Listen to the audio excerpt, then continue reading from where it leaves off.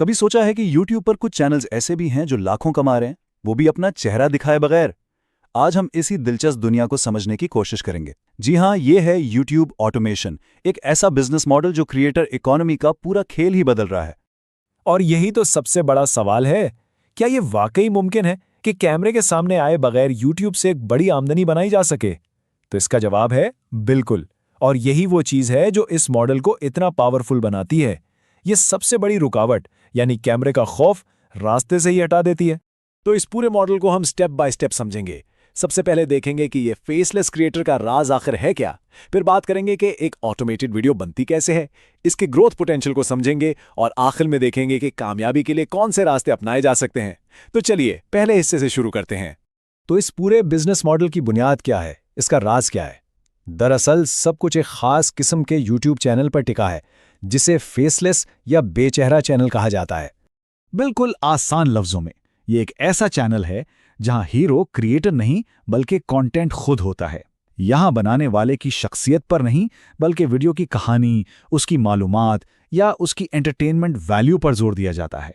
मतलब बनाने वाला पर्दे के पीछे रहता है और सारा फोकस स्क्रीन पर होता है।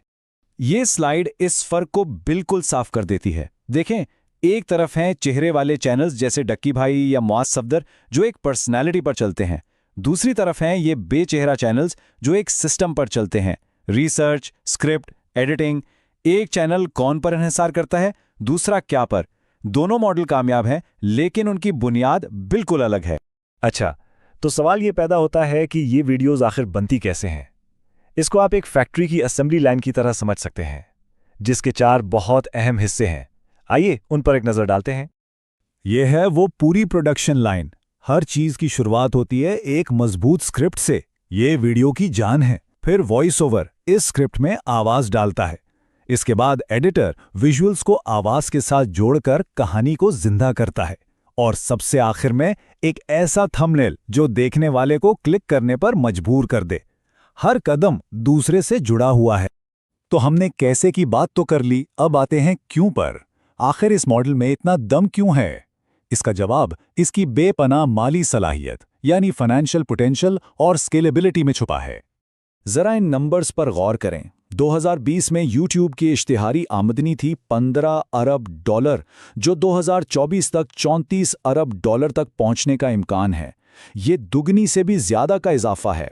और सबसे जबरदस्त बात, इस रकम का 55% हिस्सा सीधा क्रिएटर्स को मिलता है। ये एक बढ़ता हुआ समुंदर है जिसमें हर किसी के लिए मौका मौजूद है। और इस मॉडल की असली ताकत इस एक जुमले में छुपी है।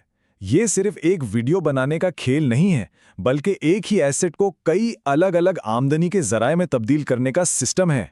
इसकी सबसे बेहतरीन मिसाल है मिस्टर बीस्ट। सोचें, वो एक वीडियो पर लाखों डॉलर्स लगाते हैं, लेकिन फिर वो क्या करते हैं?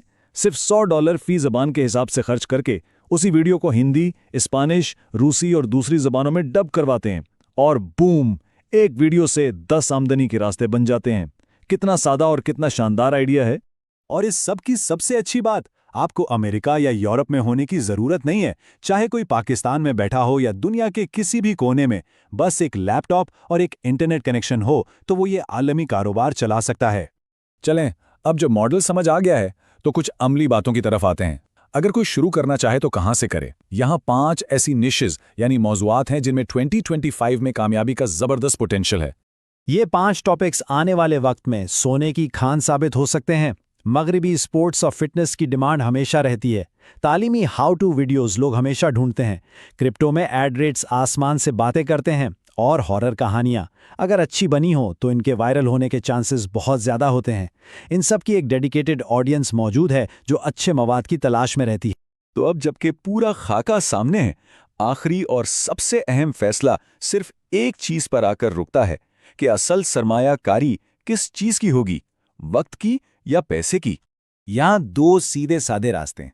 पहला है DIY यानी डू इट योरसेल्फ। अगर वक्त है लेकिन पैसा नहीं तो स्क्रिप्टिंग से लेकर एडिटिंग तक हर चीज खुद सीखकर की जा सकती है। दूसरा रास्ता है आउटसोर्सिंग का। अगर पैसा है लेकिन वक्त की कमी है तो एक पूरी टीम हायर की जा सकती है जो ये सारा काम संभाले। दोनों रास्ते कामयाबी की तरफ जा सकते हैं। तो आखिर में बुनियादी सवाल ये नहीं है कि क्या ये हो सकता है, सवाल ये है कि इसे कैसे किया जाएगा। असल सरमायाकारी कीबोर्ड पर गुजारे गए घंटों की होगी या मार्केट में लगाए गए डॉलर्स की? सफर का आगाज इसी एक